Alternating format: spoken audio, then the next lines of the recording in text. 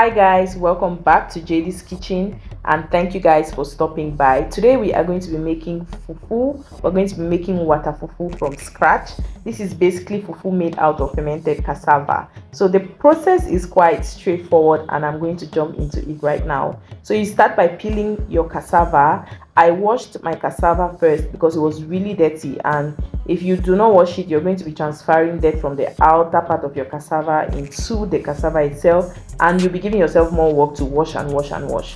So I'm going to go ahead and peel. When you peel it and open up, sometimes you can find some long strips like ropes inside, like what I'm taking out right now. So you take them out. So when I was done peeling, I went ahead to wash up my cassava a little again, and then I poured it in a big pot that could contain all of my cassava and a lot of water. So I just put water above the cassava, and I'm going to leave it in the water for 3 days in a hot environment so that it can ferment. So on the end of day 1, this is what it looked like.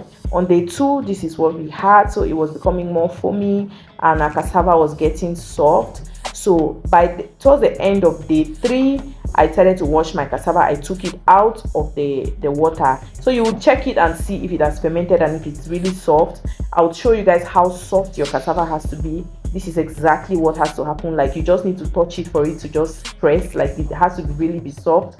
So I fill water, not really too full. I put water in the big pot that I originally fermented my cassava. Then I got my strainer, and then I put some cassava in the strainer and started washing. The reason why you're putting the strainer before washing your cassava is so that you can trap all those ropes and sticks and just the chaff from the cassava. You don't want to get that into your fufu. If not, when you'll be cooking it, your fufu will not be smooth. So you want to make sure that you do this step, okay? So I'll go ahead and do it for all of the cassava that we have.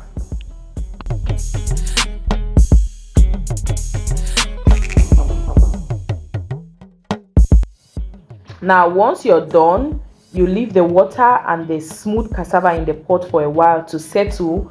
Once it settles, you can now come back in and pour out the water.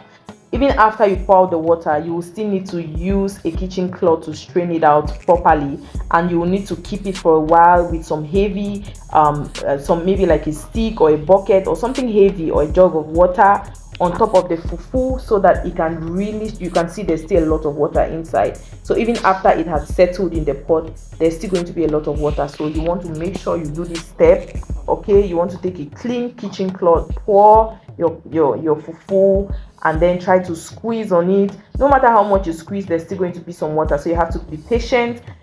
So what I'm going to do is I'm going to squeeze, and then at the end I'll keep all the cloths wrapped with fufu inside the same strainer, and then I'm going to put a heavy gallon of water on top of it. Some people use bags, and when they use bags, they normally put it outside their house on top of a stick, and then they put another heavy stick on it. Now this is the result that we got after we had allowed it to drain overnight. So I just woke up in the morning. Now we're going to put it in wrappings and tie, and whenever we want to cook, we're just going to take one wrapping out of the freezer, and that's going to give us our water fufu for that day. This makes you know, like, the hygiene of what you're eating. You know how the processes you went through, and yeah, it's just amazing to make your food yourself. Please go ahead and try this and come back and tell me how it turns out for you. The next video is going to be me showing you guys how I cook my water fufu so that it's very smooth.